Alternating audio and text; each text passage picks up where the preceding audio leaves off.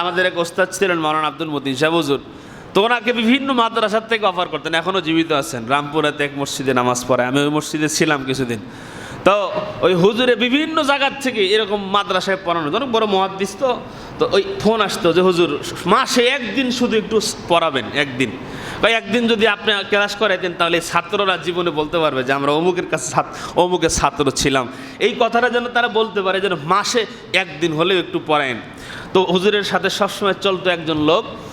তো হুজুরে গোসলখানায় ঢুকছে, তো উনি ফোন ধরছে হুজুরের ফোনটা। তো যাত্রাবাড়ির কোন এক মাদ্রাসার থেকে ফোন আসছে। তাই বলছে যে কে বলছেন? কয় আমি হুজুরের খাদেম।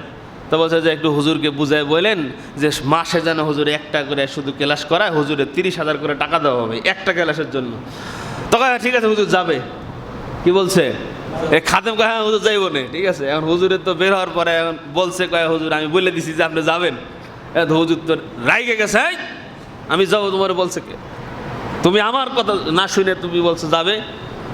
হুজুর 30,000 টাকা দেবো। টাকাই তো সমস্যা, টাকাই তো সমস্যা। ওই 30,000 টাকা পকেটে ঢুকলে এই টাকা শুধু আমারে বলবে এইটা কিন, ওইটা কর, এটা কর, এটা কিন, এনে যা, ওনে যা। আমার পড়ালেখা, আমার গবেষণা সব এই টাকা আমার কাছ থেকে কেড়ে নেবে। আর আপনার পকেটে যদি টাকা না থাকে না, দেখবেন যে বাসায় বসে আছেন, বাসায় থাকবেন, বেরোইতে না, টাকা পয়সা নাই, দরকার নেই বাইরে যাওয়ার। বাইরে গেলে চা খাইতে মন চাবে, টান খাইতে মন চাবে, দরকারই নেই, বাসায় বসে আছি, ঘুমে আছি, এই ভালো। কিন্তু পকেটে যদি 20,000 টাকা ঢুকে, হ্যাঁ ঘুরে, কি বাস্তবতা কিনা বলেন? এটাই বাস্তবতা যে যার যত দুনিয়া তার তত পেরেশানি, যার যত সম্পদ তার তত অভাব, যার যত সম্পদ তার তত সমস্যা, তার তত হিসাব।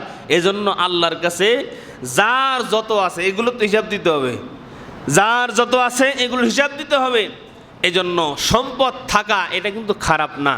হ্যাঁ, সম্পদ থাকার পরে এই সম্পদ যদি আপনি সঠিকভাবে আপনি যদি পরিচালনা করেন, এই সম্পদের পরিচালনার দ্বারাই আল্লাহ আপনাকে জান্নাত দেবে। সুবহানাল্লাহ।